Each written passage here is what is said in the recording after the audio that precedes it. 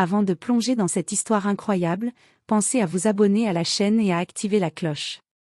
Ici, chaque récit a quelque chose à dire, et vous ne voudrez pas en manquer un seul. La pluie tombait en rideau fin sur les rues silencieuses de la ville.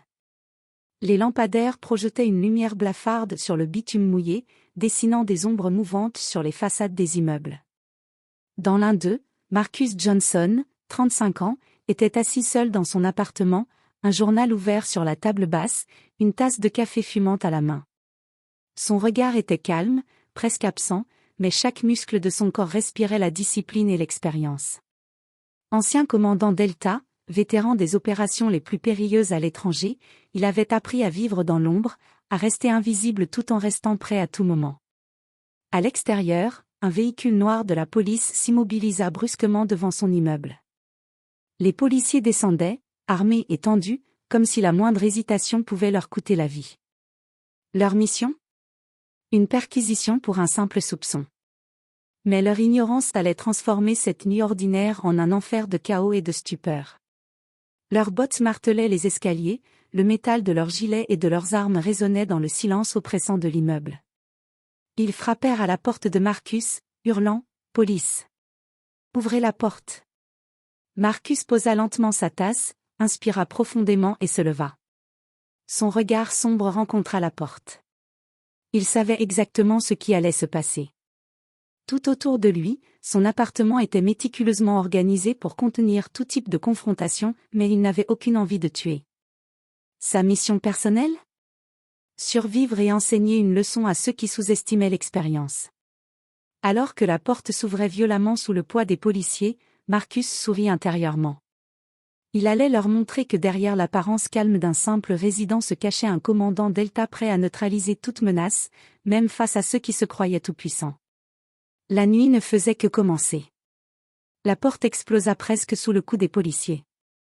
Marcus Johnson, immobile, observa chaque mouvement. Dans le couloir, le métal des armes et le claquement des bottes créaient une symphonie de menaces. « Monsieur, c'est la police. »« Ouvrez !» hurla un officier, nerveux. Marcus leva lentement ses mains, un sourire presque imperceptible sur ses lèvres. « Je vous écoute. » Sa voix était calme, mesurée, mais chaque mot portait la force de quelqu'un qui avait vu des situations bien plus mortelles à l'étranger. Un policier s'avança, ignorant la précision des mouvements de Marcus. Il tendit la main pour le saisir. Mais en une fraction de seconde, Marcus pivota, utilisant l'effet de levier du bras du policier pour le déséquilibrer, le projetant sur le côté sans le blesser. Le reste de l'équipe recula instinctivement, surpris par la rapidité et la maîtrise du mouvement. « Arrêtez immédiatement !» cria un autre officier. Mais Marcus, déjà en position défensive, contrôlait chaque espace autour de lui. Ses yeux scannaient la pièce, anticipant les trajectoires de chaque policier, chaque point d'attaque potentiel. Un troisième policier tenta de l'approcher par la gauche. Marcus se déplaça comme l'ombre d'un prédateur, saisissant son bras et le guidant doucement mais fermement contre le mur. Le policier resta figé, incapable de riposter, incapable de comprendre ce qui venait de se passer. « Écoutez-moi bien, messieurs » dit Marcus d'une voix glaciale mais posée. « Je ne veux pas de victimes ce soir. Je vous conseille simplement de réfléchir avant de faire un faux pas. » Le silence tomba dans l'appartement. Les policiers échangeaient des regards, hésitant entre avancer et battre en retraite. Ils réalisaient, trop tard, que cet homme qu'ils pensaient vulnérable n'était pas seulement un résident ordinaire. Un coup de téléphone dans la poche d'un officier brisa le silence. Le chef de l'unité exigeait des renforts.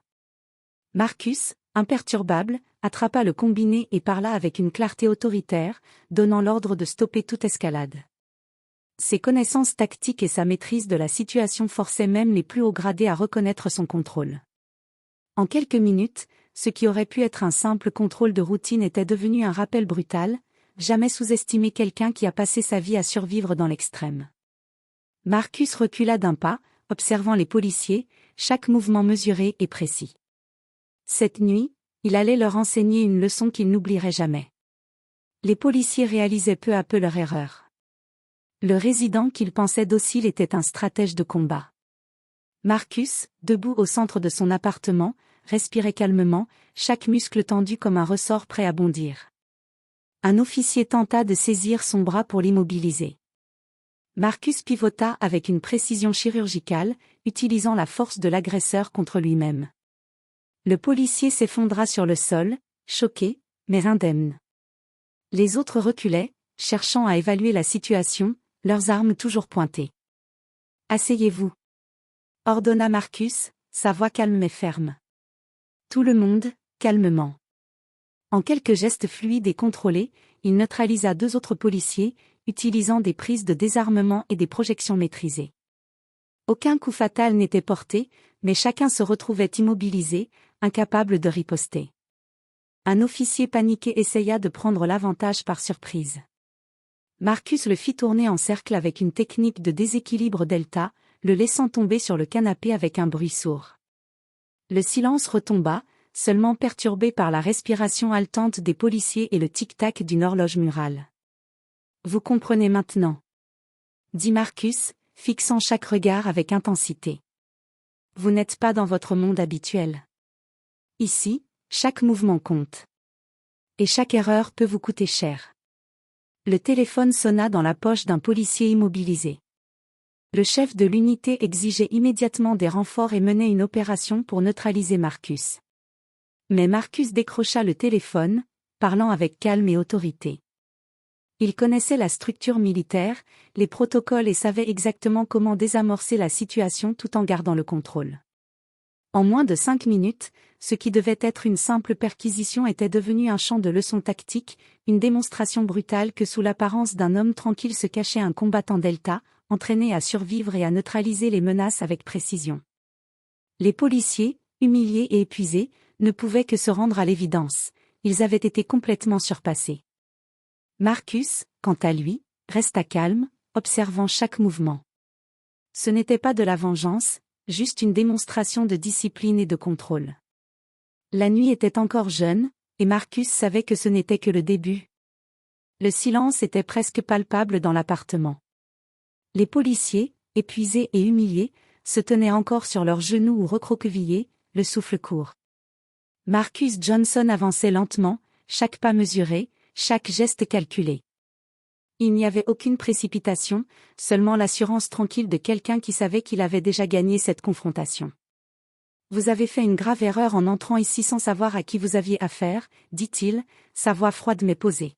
« Je vous laisse repartir ce soir, si vous suivez mes instructions. » Un officier tenta de protester, mais Marcus leva une main, et le simple regard qu'il lança suffisait à couper toute réplique. Il connaissait le langage de la peur et de l'obéissance, et savait l'utiliser avec précision. Marcus commença alors à guider l'unité policière avec un contrôle quasi militaire, il leur ordonna de déposer leurs armes, de rester groupés, et surtout de ne plus faire de mouvements brusques. Chaque action était méticuleusement planifiée, chaque ordre délivré avec la clarté d'un commandant en opération.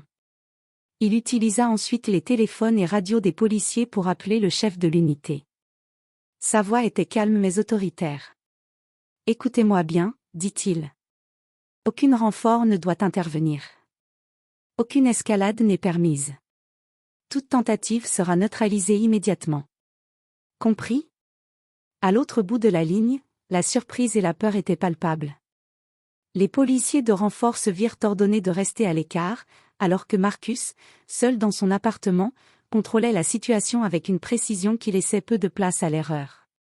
Pendant près de 10 minutes, il supervisa, déplaça et immobilisa l'unité comme un stratège sur un échiquier. Aucun blessé grave, mais chaque policier connaissait maintenant le prix de l'arrogance et de la précipitation.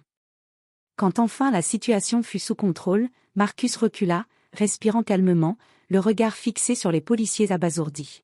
« N'oubliez jamais ceci, » dit-il avant de se tourner vers la fenêtre, observant la pluie tomber.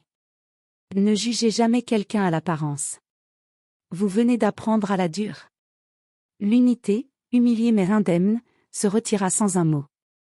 Marcus, quant à lui, retourna à son appartement, referma la porte et reprit sa tasse de café. La ville, dehors, ignorait encore que la nuit avait été témoin d'une leçon que ses forces de l'ordre n'oublieraient jamais. L'aube se levait sur la ville, et les rues humides reflétaient les premiers rayons de soleil. Dans son appartement, Marcus Johnson s'était rassis à sa table basse. La tasse de café, maintenant tiède, fumait doucement devant lui. Rien n'avait changé à l'extérieur, mais à l'intérieur, quelque chose avait basculé pour ceux qui avaient osé entrer sans savoir à qui ils avaient affaire. La nouvelle circulait déjà dans les bureaux de police. Un résident, ordinaire, avait neutralisé une unité entière, sans arme létale, en moins de 15 minutes. L'humiliation était totale. Les rapports internes parlaient de tactique, de discipline, et surtout d'un respect imposé par la seule présence de Marcus. Le chef de l'unité convoqua tous les officiers impliqués. Les sanctions étaient immédiates, avertissement, suspension, et formation obligatoire sur la gestion des situations à haut risque. Mais au-delà des mesures disciplinaires, la leçon la plus importante était gravée dans les esprits: ne jamais sous-estimer quelqu'un, surtout celui qui maîtrise l'art du combat et de la stratégie. Marcus, lui, reprenait sa vie discrète. Personne dans son immeuble ne savait ce qui venait de se passer. Pour ses voisins, il était toujours le résident calme, solitaire, qui buvait son café et lisait son journal. Mais derrière cette façade tranquille, il y avait un homme qui avait enseigné une leçon d'humilité et de maîtrise à ceux qui l'avaient attaqué. En regardant par la fenêtre la pluie qui avait cessé, Marcus sourit intérieurement. La nuit avait été longue, mais il avait accompli sa mission: survivre, protéger sa maison, et rappeler au monde que l'apparence ne révèle jamais la vraie force d'un homme. Et alors que la ville s'éveillait, une pensée traversa son esprit: parfois, le plus grand pouvoir n'est pas de frapper le premier, mais de contrôler, surprendre et sortir indemne, avec la leçon bien apprise par ceux qui croyaient avoir le dessus. La vie reprenait son cours. Mais Marcus savait qu'il resterait toujours prêt, toujours vigilant. Car dans ce monde, le calme pouvait cacher un ouragan.